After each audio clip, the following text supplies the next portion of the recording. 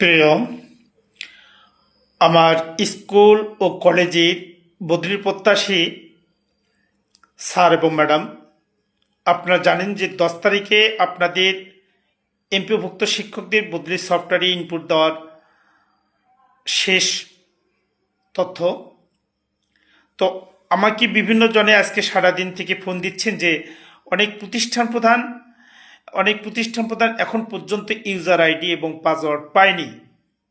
আমি সে সমস্ত স্যার এবং ম্যাডামদের ক্ষেত্রে আমি আমার ভিডিও বার্তাটি সেটি হলো,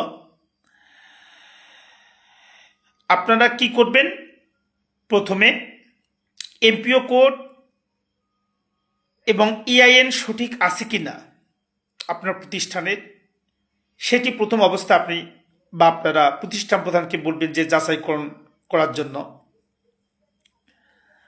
তারপরে অনেক ক্ষেত্রে দেখা গেছে যে মাউসির নির্দেশনা অনুযায়ী দেখা গেছে যে প্রতিষ্ঠান প্রধানের জন্য ইউজার আইডি হচ্ছে প্রথম অবস্থায় এমপিও কোড ব্যবহার করতে বলছে এবং প্রাথমিক পর্যায়ে পাসওয়ার্ড আপনার প্রতিষ্ঠানের ইআইএন নির্ধারণ করা হয়েছে।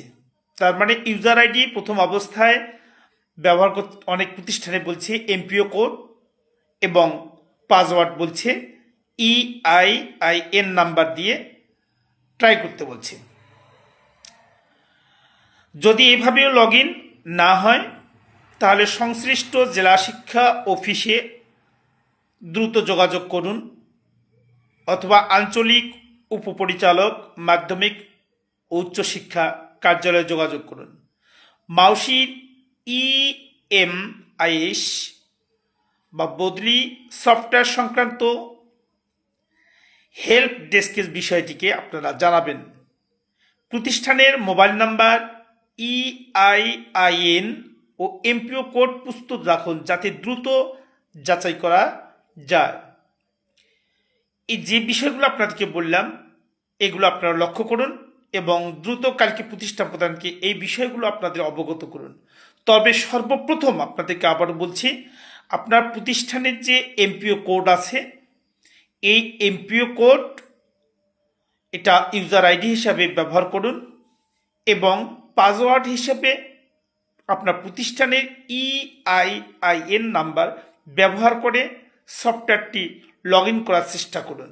তারপরে যদি না হয় আপনারা এই যে আপনাদেরকে যেগুলোর সাথে যোগাযোগ করতে বললাম সেগুলো জায়গায় আপনারা যোগাযোগ করুন, যেহেতু 10 তারিখে আপনাদের শিক্ষক তথ্য ইনপুট করার জন্য সর্বশেষ তারিখ।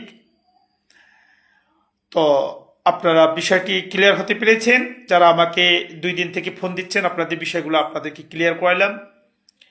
তবে প্রতিষ্ঠান প্রধান দিকে আপনার প্রতিষ্ঠানের এমপিও কোড এবং ইআইআইএন নাম্বার ঠিক আছে কিনা এটা সর্বপ্রথম আগে যাচাই করতে বলবেন। তো সবাই ক্লিয়ার হয়েছেন, ধন্যবাদ সবাইকে।